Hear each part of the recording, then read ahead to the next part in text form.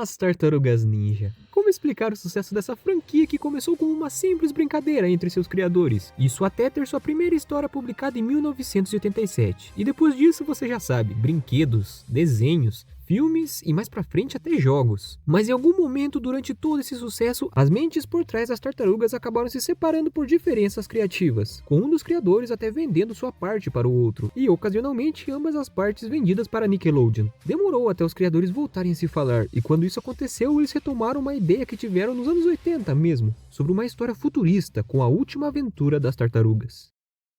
Eu lembro como se fosse ontem, quando a notícia de uma história das Tartarugas Ninja, que se passaria no futuro com apenas uma delas estando viva, seria publicada. E também lembro das discussões de quem poderia ser ela. Até que em 2020 a história saiu e descobrimos que se tratava de Michelangelo. A internet toda amou a história, e também ela se mostrou tão popular que ganhou até uma sequência, que contava o que Michelangelo havia feito durante os anos em que estava fora de ação, e também contando a história da nova geração de tartarugas mutantes. E não para por aí, porque até um jogo foi anunciado recentemente. Isso significa que para uma história render tanta coisa, ela tem que ser muito boa, não é? Então, na verdade não é bem assim. É por isso que no vídeo de hoje acompanharemos a história de Tartarugas Ninja, o último Ronin. A história começa com Michelangelo invadindo uma Nova York futurista. O que de cara denota que deve ter passado bastante tempo desde o último encontro dos heróis com o agora ditador desta cidade. Porém, mais tarde descobrimos que se passaram apenas 15 anos. Eu sei que parece bastante tempo para o treinamento isolado do Michelangelo, mas quando você para pra pensar que o neto do destruidor que dominou a cidade toda conseguiu em 15 anos cercar uma cidade e modernizá-la para parecer uma cidade cyberpunk com direito até a carros voadores e próteses, parece pouco tempo. Mas tudo bem, talvez eu esteja sendo muito chato cobrando tanto. Afinal, isso poderia ser explicado facilmente se pensarmos em vilões como Krang, que usava a tecnologia de ponta como soldados robôs. Então vamos avançar. Falando em soldados robôs, Michelangelo derrota um soldado robô que tem partes humanas, o que nos faz pensar que as partes humanas podem ser de alguém remanescente de grupos rebeldes que tentaram derrubar o ditador e falharam. E por isso foram presos e submetidos a se transformarem nisso. Mas a história também só toca nisso agora e depois esquece, transformando eles em apenas vilões genéricos mesmo. Mas tudo bem, porque após isso temos uma sequência muito boa de perseguição pela cidade, até que somos introduzidos ao vilão da história. Não é segredo que Kevin Eastman e Peter Laird tiveram várias inspirações na criação de seus personagens, e fizeram muitas referências em histórias na época da Mirage Studios, como a própria origem das tartarugas, que é diretamente ligada com o herói Demolidor. E as referências se estendem até filmes como Star Wars, e também aparições como o personagem Cerebus de Dave Sim e o herói dos dois criadores, Jack Kirby, sendo inclusive um personagem importante em uma das histórias. O meu ponto é que referências na criação e nas histórias das Tartarugas Ninja sempre estiveram presentes, mas em Último Ronin, algumas referências parecem forçadas e outras até mesmo sem sentido, como o vilão mesmo, Oroku Hiroto. O personagem não é uma referência, ele é uma cópia. Repito, uma cópia mal feita do protagonista do quadrinho/filme O Corvo. Sério, ele até se comunica com corvos sintéticos. E a personalidade dele é basicamente um Kylo Ren, um garoto mimado e problemático que tem poder quase limitado, com a diferença que o Kylo Ren assumiu um império que já estava formado. E aqui de algum jeito esse moleque birrento, dependente da mãe já falecida, conseguiu executar quase todos os heróis da cidade de Nova York. Existem mais referências durante a história, porém eu vou tentar continuar elencando elas no decorrer do vídeo. Logo, Michelangelo se esgueira pelo pátio de veículos e sobe as escadas para encontrar Hiroto, deixando um rastro de robôs pelo caminho, chegando até a enfrentar versões atualizadas e mais letais dos robôs intitulados Mausers, mas sua vingança é interrompida quando o Mauser ainda maior o derruba do prédio. A queda parece ser mortal, tanto que ele cospe sangue e diz sentir-se todo quebrado. Mas logo ele vai parar nos esgotos, acreditando ter fracassado com sua única chance de vingança. Ele reúne os pertences de seus irmãos caídos e decide cometer seppuku. Porém, por sorte, uma garota chega a tempo de impedi-lo e ele desmaia. Quando acorda, ele se vê sendo cuidado por alguém conhecido, April O'Neil. Então temos o primeiro vislumbre do que pode ter acontecido no passado, quando April se lembra do dia em que ela e Casey Jones iam anunciar a seus amigos que iam se casar e que estavam esperando um filho. Mas enquanto esperavam os colegas já atrasados, Rafael entra correndo e ferido pela porta. E logo chegam Mike e Donatello, com Splinter extremamente ferido nos braços. O clã do pé os emboscou, quebrando uma trégua que os clãs haviam feito. Rafael, então, com raiva e querendo resolver aquilo o mais rápido possível, parte sozinho em busca da líder daquele ataque, Karai, a filha de Splinter. E temos uma sequência impressionante de Rafael encarando todo um esquadrão do clã do pé sozinho. E mesmo ferido por cortes e flechas, ele avança contra Karai, em um confronto que acaba embaixo d'água, com a morte de ambos, aparentemente. Quando April acorda desse sonho / lembrança, vemos que o que quer que tenha acontecido com ela foi grave, pois custou um de seus braços e uma perna, e seu noivo também aparentemente morreu durante o conflito. Essa carga dramática logo no começo é um ponto a se ressaltar. Eles deixam a gente triste com as perdas e os possíveis conflitos que aconteceram para um futuro tão pessimista. E para deixar isso mais marcado ainda, durante todo o quadrinho também temos Mike conversando com os espíritos dos seus irmãos, que o aconselham e por vezes até confrontam seus planos. Se reunindo de novo, April e Michelangelo conversam até descobrirmos que a menina que o salvou era na verdade filha de April, Casey Mary Jones, que no decorrer da história vira basicamente uma Robin do Michelangelo. Sério, até no visual ela lembra um Robin. E o pouco aprofundamento que eles tentam dar para ela é uma das coisas mais bizarras, desnecessárias e forçadas da história, mas espera que a gente vai chegar lá. Depois de uma conversa, após mostrar sua antiga sala de treinamento, Michelangelo conta um pouco mais de seu passado. E aí vem mais uma tirada excelente da história, porque toda essa sequência de memória é contada no estilo do traço clássico da Mirage Studios, o estilo que Kevin Eastman e Peter Laird começaram. Mike conta que depois do ataque em massa do clã do pé, ele se isolou nas montanhas para se esconder de quem os atacou, e também para morrer em paz. Mas os dias passavam e devido à sua natureza mutante ele não morria. Ele então decidiu começar a meditar e tentar achar motivos para viver, relendo o diário que seu pai havia deixado, buscando equilíbrio, e quando os problemas conseguem alcançar Mike, ele aceita a dor, porém ao ver que os seus agressores não carregavam um olhar de honra, ele decide revidar e continuar lutando. Logo ele se deu conta do que havia se tornado, alguém que se especializou em todos os estilos de combates, todas as armas de seus irmãos. Ele havia se tornado um guerreiro sem mestre, um Ronin. De volta ao presente, April bola um plano para usar a cabeça do Fugitoid, um robô que tem a IA de um professor chamado Honeycutt, para hackear o sistema de segurança de Baxter Stockman e ganhar uma segunda chance para acabar com Hiroto. Quando ela conta seu plano para Michelangelo, ele relembra da noite do último embate do clã do pé e sua família. Enquanto o Fugitoid ajudava Splinter e Donatello a ir até o Japão tentar arquitetar uma nova trégua para os clãs, Baxter Stockman ordenou um ataque em massa para sequestrar o Fugitoid, pois ele tinha conhecimentos avançados de tecnologia que o vilão queria. Os ninjas do clã do pé conseguem invadir o QG das tartarugas, e o segundo ataque começa. Leonardo, Casey e Michelangelo tentam proteger o robô e seus soldados, mas logo um reforço de inúmeros ninjas e Mausers é mandado. Leonardo e Casey ordenam para Michelangelo voltar e proteger o robô. Desesperado, o Fugitoid grita para Stockman que vai se autodestruir se acaso ele machucar mais um de seus amigos. Conformado, Stockman diz que se não pode ter o robô, ninguém terá, e explode todos os seus soldados, deixando entre os escombros apenas a máscara de Casey e a espada de Leonardo. Mike acorda após a explosão, e desesperado ele parte para o Japão o mais rápido possível atrás de Donatello e Mestre Splinter. Mas quando chega lá, o agora mestre do clã Hamato lamenta e informa a morte do irmão e pai de Michelangelo, e conta como seus últimos familiares caíram. Depois de serem recepcionados, eles combinavam uma nova reunião com o clã Hiroto, mas o neto do destruidor, em um ato desonrado, havia preparado uma emboscada para o clã Hamato. Cercados, sem alternativas, Splinter e Donnie começam a lutar. Quando Hiroto se posiciona para o confronto, Splinter avança. Porém, o vilão havia posicionado arqueiros na retaguarda. Splinter atira sua espada e atinge Hiroto no peito. Os arqueiros disparam. Donatello entra na frente e toma os tiros pelo seu pai, mas o sacrifício dele infelizmente não adiantaria. Donatello e Splinter caíram antes mesmo do exército de reforço chegar. Enquanto isso, em Nova York, quando April acorda, havia se passado uma semana desde o ataque que tirou a vida de seu marido e de um de seus amigos. Ela passa por inúmeras sessões de terapia mental e física. Durante esse período, ela viu Hiroto dominar Nova York, e quando foi liberada voltou para o esconderijo embaixo dos esgotos, onde começou a criar e treinar sua filha, e também uma nova rebelião. Toda essa sequência do passado e do conflito dos clãs entrega uma carga dramática realmente pesada de se digerir. Você sente cada peso da morte dos personagens, mesmo sem ver os corpos após cada ataque. Tudo é dramático e grandioso, para parecer realmente que mesmo com o maior treinamento, não seria possível sobreviver àquilo. E a jornada de Michelangelo se torna cada vez mais cativante, depois de vermos isso, seu treinamento e suas viagens. É mostrado pouco, porém esse pouco já é o suficiente para comprarmos a ideia de vingança e justiça de Michelangelo. E é desnecessário sabermos mais de sua jornada como Ronin, não é? Então a história parte para sua parte final, com seus ataques a Oroku Hiroto e seu governo. Enquanto Michelangelo se recuperava, víamos Hiroto se tornando cada vez mais um personagem fraco e raso, com o garotinho conversando com sua mãe Karai, que está suspensa em uma cúpula, dizendo que tudo está sob controle, blá blá blá, declarando lei marcial após os ataques de Michelangelo e fazendo um monólogo na chuva para assinar o contrato de cópia de O Corvo, e gritando clichês que qualquer vilão meia tigela gritaria.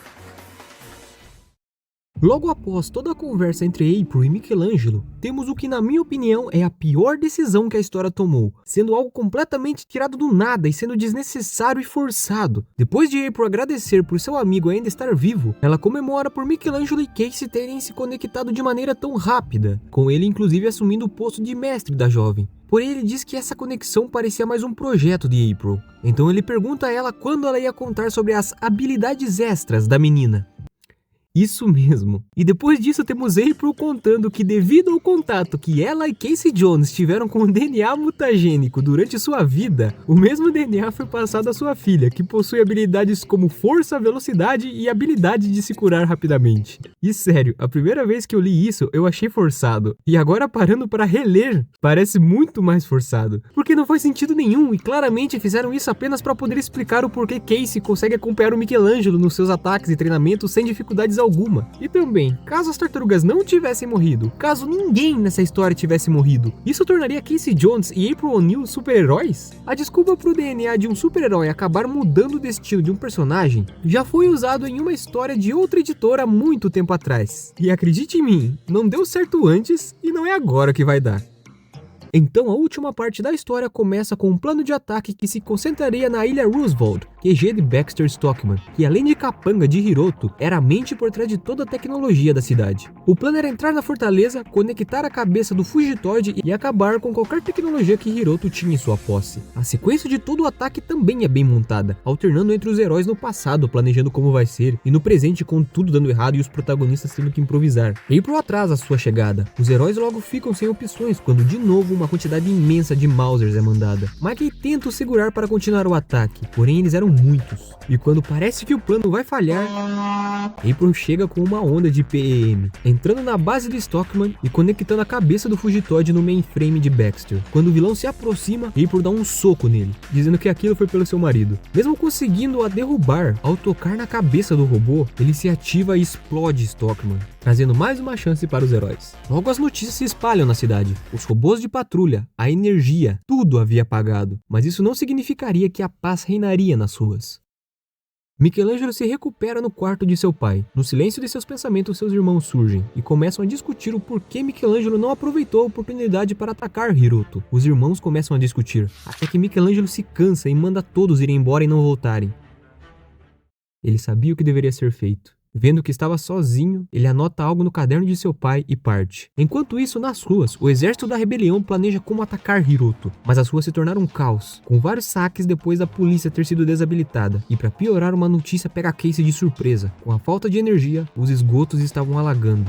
O que me desperta mais uma dúvida. Hiroto viu a rebelião e os ataques de Michelangelo crescerem bem baixo de seu nariz. Não só Baxter, como a mãe e o avô de Hiroto sabiam que as tartarugas ninjas habitavam os esgotos de Nova York. Por que raios Hiroto não atacou de primeiro os esgotos? E se caso ele não tivesse essa informação, o que eu já acho bem difícil, por que Baxter então não atacou? Esse é mais um furo ou um simples erro que é difícil acreditar que os escritores não deixaram passar de propósito.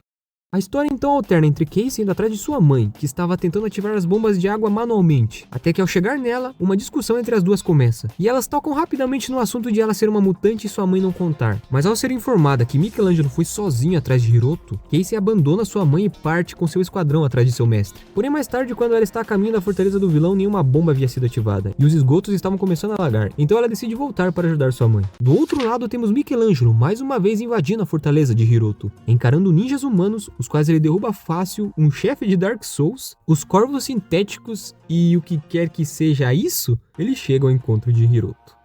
Agora, antes dessa luta, quando o Destruidor era um inimigo das tartarugas, além de passar uma ameaça por ser um líder de um clã de ninjas letais, ele também possuía um visual que passava medo e perigo. Desde sua primeira aparição, ou até nas suas adaptações, Oroku Saki sempre foi um oponente à altura com um visual único. Agora, em contramedida, em O Último Ronin, temos Oroku Hiroto, que possui isso como armadura. Não, calma aí, não. Quando Michelangelo chega, Hiroto mata sua mãe dizendo que sempre a odiou e só manteve ela viva por respeito. Além disso ser contraditório, ainda acaba com a única chance de desenvolvimento que ele poderia ter. Após fazer isso e começar um incêndio do nada, ele transforma sua armadura em um visual igualmente estranho e a batalha começa.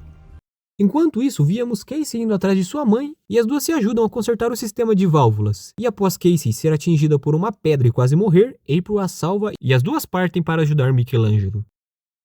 A batalha final se inicia com os dois trocando golpes em meio às chamas. Michelangelo se sufocaria com a fumaça se continuasse ali. Então, proferindo a melhor ofensa do quadrinho todo a Hiroto, os dois são jogados para fora com uma explosão no andar. Enquanto Kai ele tenta pensar em algo, porém o vilão avança e quebrando janelas e mais janelas, os dois trocam socos no ar, até caírem em uma caixa d'água a explodindo no impacto. Mike percebe que a armadura de Hiroto havia sofrido uma pequena perfuração, mas a mesma se regenera como se nada tivesse acontecido. Nesse momento ele vê que terá que encontrar uma forma mais eficiente de lidar com aquilo. Mas enquanto pensa, o vilão ataca ferindo cada vez mais Michelangelo, que abre uma janela de oportunidade e equipa uma granada. A mesma explode na mão de Hiroto, dando tempo para ele enfiar uma lâmina saia em sua mão, um presente de Rafael. Hiroto retira a arma de sua mão como se não fosse nada e a quebra, mas sua atenção é tomada por seu prédio que acabara de explodir. Michelangelo se aproveita também da distração e acerta a nuca de seu oponente, jogando o prédio abaixo. O impacto danifica um pouco a armadura do vilão. Mike pousa enfiando a katana quebrada na barriga de Hiroto, achutando para ela o ferir ainda mais. Uma cortesia de Leonardo. O vilão desabilita sua armadura e diz se render, mas obviamente quando Mike vai finalizar, o mesmo se mostra mais uma vez desonrado e rasga a barriga de Michelangelo. Para ganhar tempo e se safar, Mike arrebenta o bastão Bo na cara do vilão, um cumprimento de Donatello. Pulando nos esgotos para fazer um rápido curativo, o vilão o persegue, perguntando por que ele estava fugindo como um covarde. E agora com seus nunchakus na mão, ele surge para arrebentar o elmo do vilão, questionando quem está fugindo. A corrente de água desviada por April e Casey atinge os dois, que caem na lama e continuam sua briga. Sim, isso é exatamente igual ao final de Batman, Cavaleiro das Trevas, com a diferença de que aqui não é um mutante que apanha de um milionário com tecnologia, e sim o contrário, e em uma paródia do icônico discurso do Homem-Morcego, o último Ronin diz ao vilão: esse lamaçal será o seu túmulo, quebrado e sozinho, esquecido para sempre. Mas em seu desespero, Hiroto pressiona seu peito, acionando uma descarga elétrica. Uma explosão então acontece, a qual derruba os dois. Oroku Hiroto havia morrido. Michelangelo consegue rastejar até terra firme. Muito ferido, cuspindo sangue, ele vê Casey chegando, com o diário de Splinter, o qual ele havia deixado para trás. Em seus últimos momentos, Mike diz que deixou o diário para ela. O que ele não pôde a ensinar, o diário guiaria ela para tal. Mas a lição mais importante estava na página final, a qual ele havia escrito antes de partir para seu último embate. Viva em paz. April chega a tempo de ver sua filha em prantos. Percebendo o que havia acontecido, April O'Neil dá adeus a seu velho amigo. Depois de vermos as últimas palavras, temos a cena mais bonita do quadrinho todo. Uma voz acorda Michelangelo. Então ele se vê com seus irmãos... Calma lá. Então ele se vê com seus irmãos e eles saem saltando pela cidade. Chegando no topo de um prédio, Casey aparece, e logo após seu pai Splinter. Depois de tanto tempo, Michelangelo encontrou a paz. E assim a história acaba. Mas não sem antes deixar aquela brecha para uma continuação. Enfim, a história é ruim?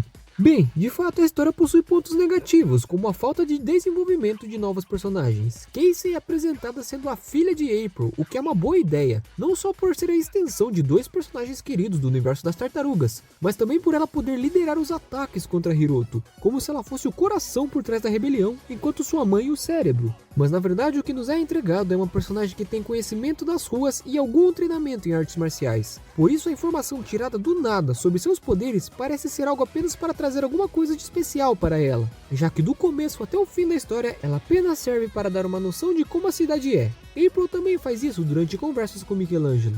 Porém é Casey que é mostrada com seu grupo ajudando alguns habitantes da cidade, algo que ela poderia fazer facilmente sem poderes. E o vilão na história é apenas uma caricatura de um vilão ditador. As tentativas de desenvolvimento do personagem são atropeladas pela própria história. Quando ele ascende ao poder do clã, o primeiro ato já é armar tudo aquilo que resultaria na morte de Donatello e Splinter. E depois ele se torna ditador da cidade, algo que parece ser muito mais trabalho de Baxter do que dele mesmo, já que quando a segurança dele é desabilitada, se torna muito mais fácil matá-lo. E desde o começo ele parece ignorar o seu avô destruidor, enquanto idolatra sua mãe. Porém no final ele também a mata sem cerimônia, apenas para acabar com mais essa tentativa de desenvolvimento. No final nem mesmo a figura de um líder desonrado parece se encaixar com o personagem. Ele é apenas um garoto com problemas que por acaso possui um clã inteiro a seus pés. E eu tenho um certo problema com o final também. pois a ideia de uma história baseada em Cavaleiro das Trevas é interessante, mas a ideia de você fazer diversas coisas parecidas com Cavaleiro das Trevas é a causa principal dos pontos negativos da história, como recrutar uma ajudante na época em que a história se passa para se tornar o seu discípulo, ou uma última batalha na lama para parecer algo difícil e encerrar com um discurso. Percebe como você tentar replicar apenas os elementos de algo não significa que vai ter o mesmo resultado?